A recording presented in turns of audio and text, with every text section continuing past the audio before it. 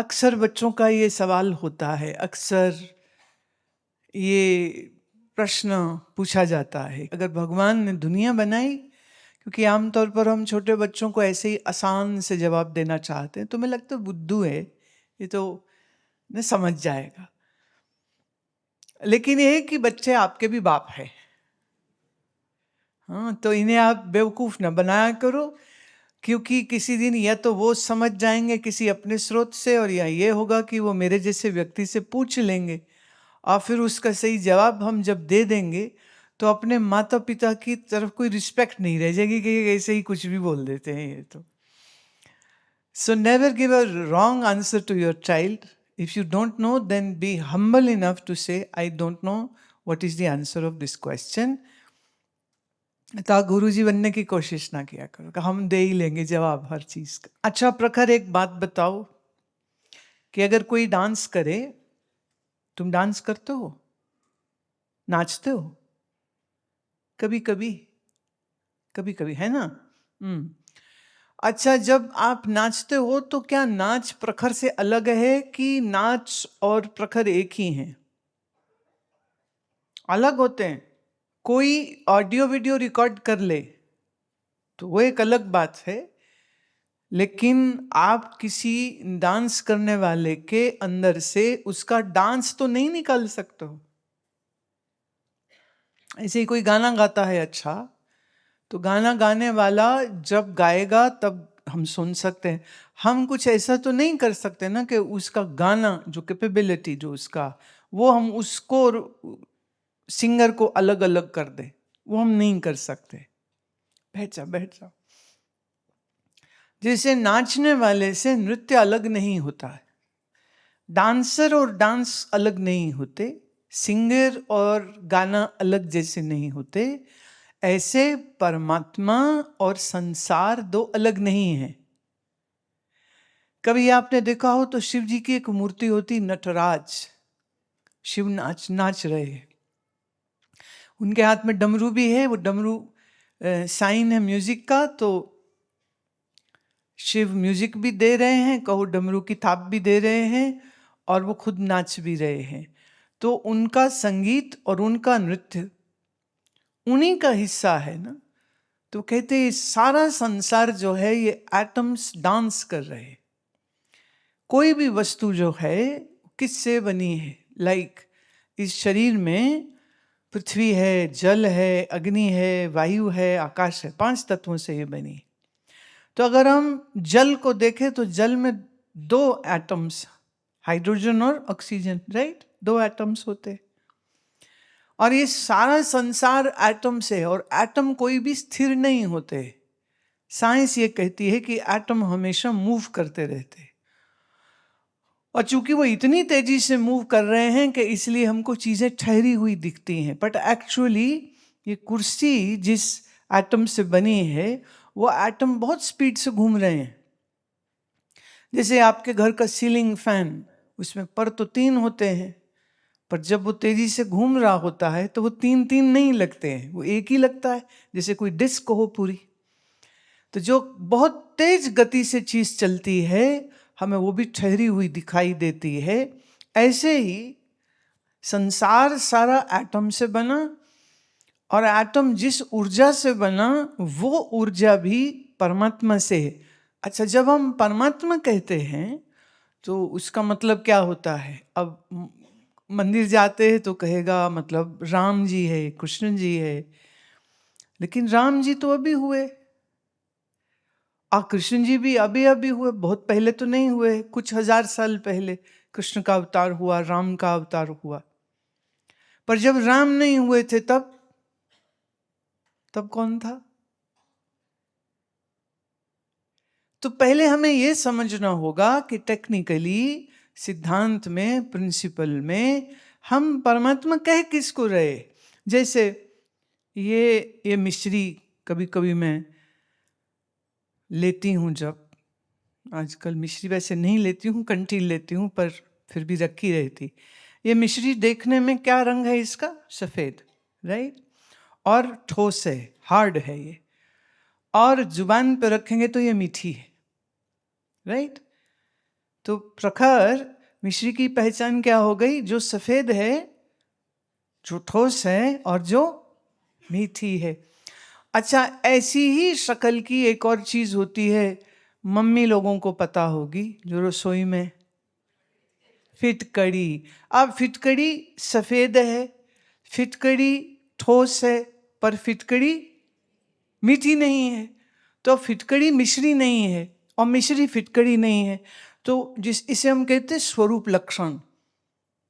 क्या बोलते हैं प्रखर? रिपीट करो। स्वरूप लक्षण। स्वरूप, स्वरूप मतलब ये चीज बनी कैसे है।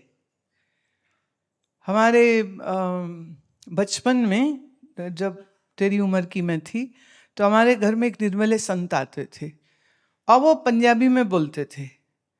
तो वो स्वरूप तो हिंदी का वर्ड हो गया ना, तो कहते थे स्वरूप लक्षण। पंजाबी में आधा स नहीं होता है, पंजाबी च सस्सा हुंदा है, पूरा पूरा कंप्लीट। आधा आधा कुछ नहीं है। हिंदी में आधा होता है, संस्कृत में आधा होता है, पंजाबी में सोटा चलता है ना, मतलब इसलिए पूरा कंप्लीट वर्ड होता है, आधा नहीं होता। तो कहते थे स्वरूप लक्षण। परमात्मा का स्वरूप लक्षण क्या है? परमात्मा जिसको हम कह रहे हैं वो क्या है, किससे बना है? तो उसका उत्तर देते थे, परमात्मा वो है जो सत है। कौन है जो? प्रखर मेरे पीछे बोलना है। परमात्मा सत है। अब सत किसको कहते हैं? जो काल से परे है। जैसे पिछला साल, 50 साल पहले, 1000 साल पहले, या 1000 साल आगे, 20,000 साल आगे। काल ऐसे ही देखते हैं ना समय को। कल स्कूल गए थे? नहीं गए। मैं पिछले महीने स्कूल गए थे? जाते ही नहीं हो। छुट्टियां हैं इतनी लंबी। चलो, जो बीत गया वो है कल, और जो आने वाला है वो भी है कल। में बड़ी कंफ्यूजन है। मैं अभी एक सुन रही थी, तो वो कहता है कि शेर है, वो कहता है कि बड़ी बड़ी मुश्किल से कुछ सवाल थे, हमने कहा हल करो, उनने कहा कल करेंगे।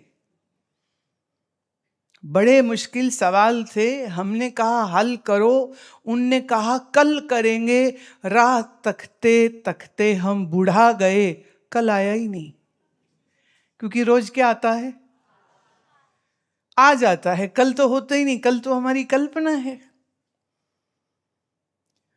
तो कल, आज और कल, time, yesterday, present and future, tomorrow। लेकिन जो इन तीनों टाइम की डिविजन्स में कभी नहीं आता है, उसको हम सत्य कहते हैं। तो हम ये नहीं कह सकते कि परमात्मा पिछले साल था या 20 साल बाद होगा। जैसे कई लोग बोलते हैं ना, कल की अवतार होगा। तो जो कभी होगा और जो आज नहीं है, वेद कहता है वो परमात्मा नहीं है। Very dangerous statement, but true. Veda क्या कहता है? जो कल भी था, जो आज भी है, जो कल भी होगा। और जब काल न हो और तब भी जो हो, उसको हम सत्य कहते। राइट? तो परमात्मा सत्य स्वरूप है। फिर कहा परमात्मा का स्वरूप लक्षण है, परमात्मा चैतन्य है, जड़ नहीं है। अब जड़ किसको कहते हैं? जो ना अपने आप को जाने ना दूसरे को। जैसे क्या ये मिश्री जानती है कि मैं मिश्री हूं? नहीं। क्या ये मिश्री जानती है कि गुरु माँ ने उंगलियों में पकड़ा हुआ है? नहीं। अच्छा, ना मिश्री जानती है ना उंगली जानती है। उंगली भी जड़ है। तो जो खुद को नहीं जाने और दूसरे को नहीं जाने, उसे हम जड़ कहते हैं। और जो खुद को जाने और दूसरे को भी जाने, उसी को हम चेतन कहते। राइट? तो परमात्मा चैतन्य स्वरूप। अब देखो क्या बढ़िया बात है। भगवान काला है कि गोरा है, पीला है कि लंबा है, औरत है कि मर्द है, वो सारी डेफिनेशन गलत हो गई। उन्होंने डेफिनेशन ही बड़ी सुंदर दे दी है। परमात्मा कौन? जो सत्य है। और परमात्मा कौन? जो चेतन है। और फिर तीसरी बात कही, परमात्मा वो होता है जो आनंद है। आनंद मतलब क्या? एक होता है सुख, एक होता है दुख। जब कोई बहुत अच्छी चीज मिले और हमें मजा आए तो हम कहते सुख हो गया, और जब हमारी मर्जी की चीज हमें ना मिले तो फिर दुख हो गया, है ना। पर जिसमें ना सुख हो ना जिसमें दुख हो, उसको हम कहते राइट प्रखर। तेरा तो नाम ही इतना सुंदर है, एकदम एक्सीलेंट बुद्धि वाले को प्रखर कहते। तो परमात्मा कौन है? जो सत है, चित्त है और आनंद है। चौथा लक्षण, परमात्मा वो है जो सीमित नहीं है। जैसे ये सिल्वर बॉक्स मेरे इस हाथ में है पर इसमें नहीं है, राइट। मेरा शरीर यहाँ बैठा है, यहाँ नहीं है। मेरा शरीर 1966 से पहले नहीं था, राइट, क्योंकि जन्म 66 का है, तो 64 में ये शरीर नहीं था, और कब तक रहेगा मालूम नहीं मुझे। किसी ज्योतिषी से पूछा भी नहीं है। एक बार एक वैसे हंसी की बात, हमारे एक स्वामी जी थे, उनकी आयु थी 125 ईयर्स। कितनी? 125 ईयर्स। तो वो यहीं आश्रम में मेरे साथ बैठे हुए थे। तो मुझे कहते हैं, और वो अंग्रेजी ज़्यादा बोलते थे, हिंदी बहुत कम आती थी, साउथ इंडियन थे। कहते हैं, so Amma, how long should I live, you tell me. I said, how can I tell you how long you should live? He's a great yogi. Age 125 years is just, playing around with me. But with a very serious face, he said, what do you want? How long should I live? I said, I cannot say that for how long. I have no answer for this question. And then he said, okay, then how long should you live? I said, I have no answer even for that question. And he said, okay, I will live 500 years and you live 1,000 years. I said, is it a boon or is it a curse? What is that? But he was just joking around. Nobody knows how long the body will live. But even when the body dies, what never dies is called truth, is called Sat, is called the conscious, is called the Ananda. And body is limited, and that which is unlimited, for that is a Sanskrit word called Vyapak. Vyapak means no time or space dimension can isolate it or make a boundary around it. That is what God is defined in our Vedas, in Upanishad, even in Guru Granth Sahib. So it says, that existence which is, will, remaining always absolute, is Paramatma. So Sat, Chit, Anand, Vyapak. Truth, ever conscious, ever blissful, and unlimited, infinitum. That is the principal attribute of divinity, or should you say God or Bhagwan or whatever word anybody may choose. अब जब सब परमात्मा है, हाँ, परमात्मा में सब है, परमात्मा से सब है, तो हम ये भी कह सकते हैं ना, फिर सब ही परमात्मा है। तो परमात्मा में बनना मिटना जो होता दिखता है हमको, वो ऐसे ही है जैसे जोर से हवा चले तो सरोवर में लहरें बनने लग जाती। पर क्या लहर पानी से अलग है? हाँ, लहर पानी ही है। अच्छा, हवा चलती है तो कभी कभी बुलबुले बन जाते हैं, तो क्या बुलबुला पानी से अलग है? नहीं। और समंदर में और बड़ी बड़ी लहर बनती है, क्या वो लहर छोटी बड़ी, क्या वो पानी से अलग है? नहीं। तो जैसे लहर या बुलबुला पानी से अलग नहीं है, ऐसे ही ये सारा संसार परमात्मा से अलग नहीं है। परमात्मा में ही उठी हुई लहर को हम संसार कहते हैं। इसलिए भगवान ने दुनिया बनाई है, ये बात बिल्कुल झूठ है। हम इसे यूं कह सकते हैं, परमात्मा ही दुनिया हो गया। जैसे डांसर से ही डांस निकलता है, डांसर डांस दिखाता है, पर उसका डांस हम अलग नहीं रख सकते हैं, ऐसे ही परमात्मा अलग और मैं अलग, ये हम नहीं कह सकते। तो दो हों तो इसको हम कहते द्वैत। क्या बोलते हैं? द्वैत। और जब कोई कहे दो नहीं है, किसी ने कहा अच्छा फिर तो सब एक है, बोले नहीं, एक हम कहेंगे कि दूसरी की संभावना हो जाएगी, इसलिए एक भी ना कहो। तो क्या बोले? तो फिर शब्द आया अद्वैत। The word Advait means non-duality. There isn't two existences. There is just only and only absolute reality. So do not call it that God is one or God has created the world. What you can say is God is world. इसलिए हम ये कहते हैं कि भगवान ने दुनिया बनाई नहीं है, भगवान ही दुनिया हो गया है, और भगवान ही जीव भी है, और भगवान ही प्रखर बन के मेरे सामने आया है। पर अज्ञानी होने के कारण वो भूल गया है कि वो कौन है, और वो अपने आप को एक लड़का समझता है जो न्यू फरीदाबाद में रहता है और 5वीं कक्षा में पढ़ता है। पर सच ये है कि जो पूछ रहा है मेरे से वो खुद भगवान है, और भगवान जी खुद ही भूल गए हैं। तुम कहोगे ऐसे कैसे हो सकता है? बिल्कुल हो सकता है। जैसे रात सपना कभी आता है तुमको? नींद में सपना आता है ना? सपना कोई याद है तुम्हें? मुझे सुनाएगा? सपना अगर याद है तो थोड़ा थोड़ा, टुकड़े टुकड़े में कुछ याद है तो है? कुछ याद है? बताएगा? इधर आओ, यहां आके बताओ मेरे को, कान में धीरे से सुना देना। दुनिया को थोड़ी सुनाते हैं सपनों की बातें। हाँ, शाम को सो रहा था। हाँ, मैं शाम को सो रहा था। फिर मुझे एक सपना है कि मैं हेवन में हूँ। तुम हेवन में हो, ये सपना आया। मेरे सामने भगवान है, उन्होंने मेरी आत्मा को एक बॉक्स में बंद कर दिया। आत्मा को बॉक्स में भगवान ने बंद कर दिया। हाँ। उसके बाद मैं थोड़ा सा दम घुटने लग गया, उसके बाद मैं उठ गया। इस सपने में दम घुटने लग गया, फिर तू उठ गया? अपने आप उठ गया कि सपना टूट गया? सपना टूट गया। हाँ। अच्छा, एक बात बताओ, सपना किसने देखा था?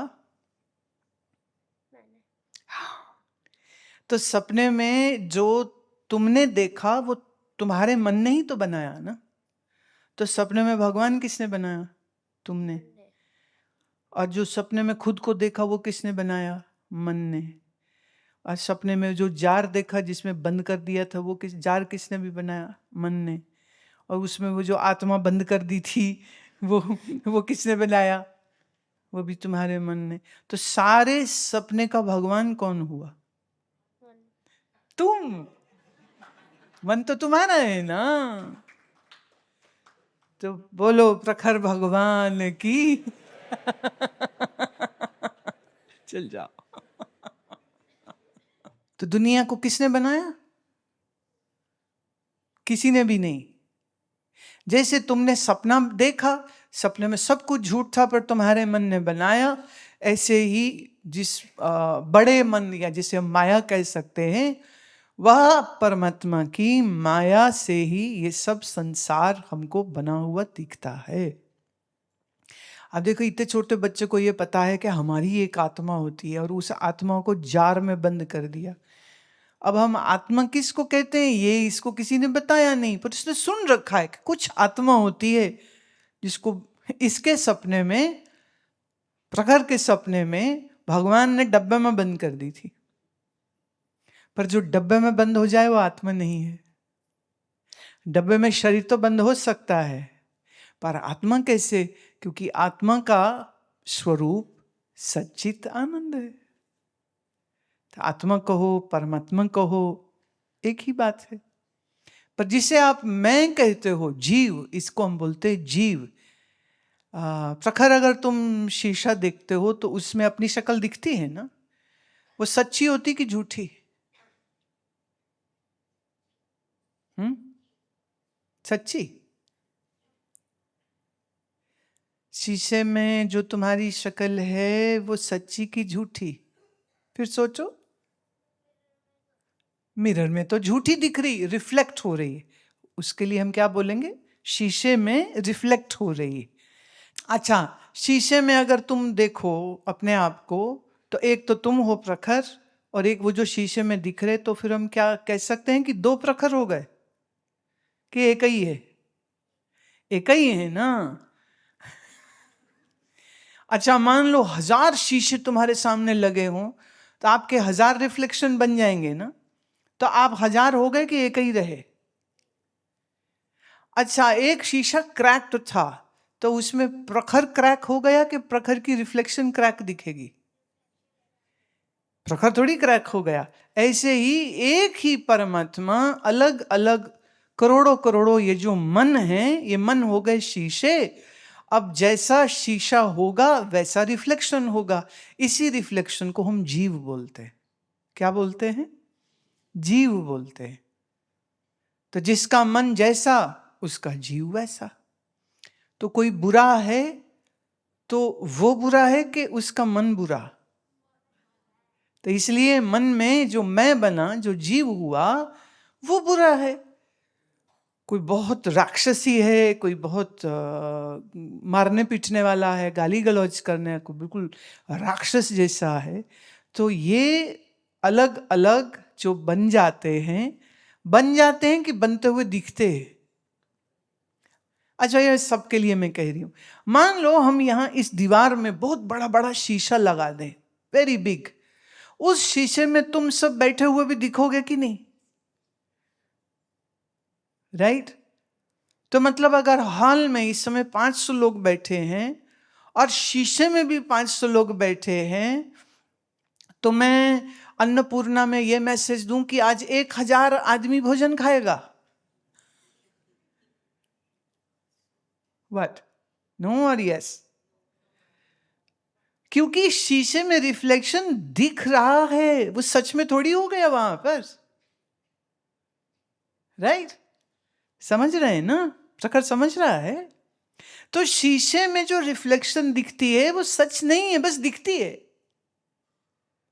ऐसे ही हम सब एक दूसरे से बिल्कुल अलग अलग दिख रहे हैं, पर हैं हम सब परमात्मा की ही रिफ्लेक्शन। अब चूंकि सबका मन अलग अलग है, अब ये मन अलग अलग क्यों हो गया? एक क्वेश्चन में एक और क्वेश्चन निकलता है, उसको हम कहते हैं माया। और मैं और आसान कर दूं, जैसे तुम सपना देखते हो, सपने में तुम सब कुछ हो जाते हो, तुम्हारा ही मन सब कुछ बना देता है, पर जब आंख खुली तो वो सपने की दुनिया कहां गई?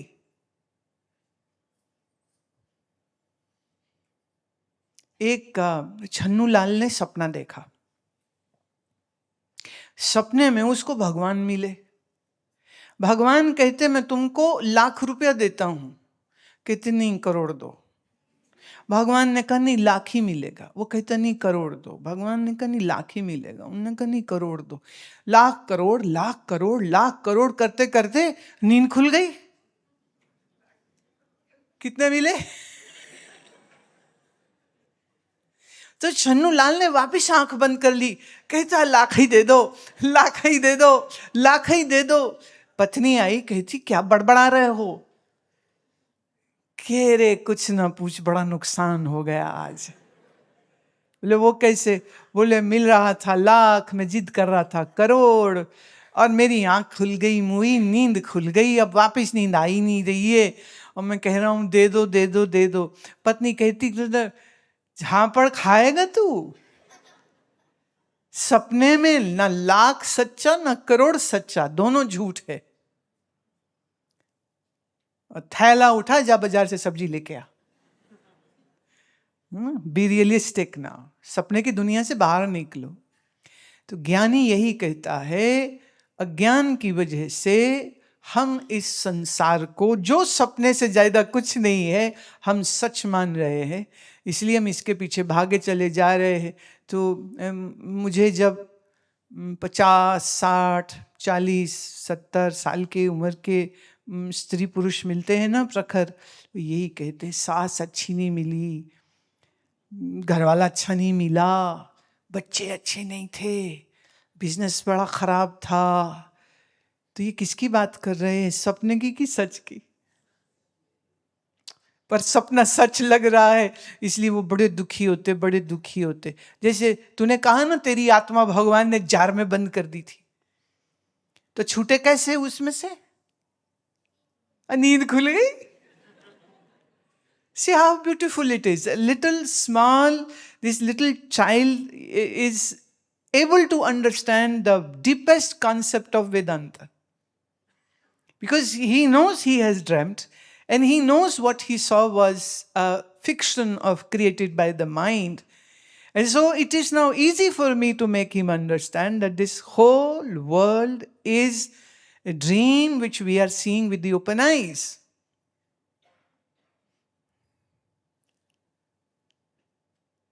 And whatever you may attain in a dream ends when you wake up from the dream. So rich or pauper, a trillionaire or a very poor person, it's still a dream. So don't be too fooled by your own dream. Just need to wake up. And how we wake up? By understanding Brahma Vidya.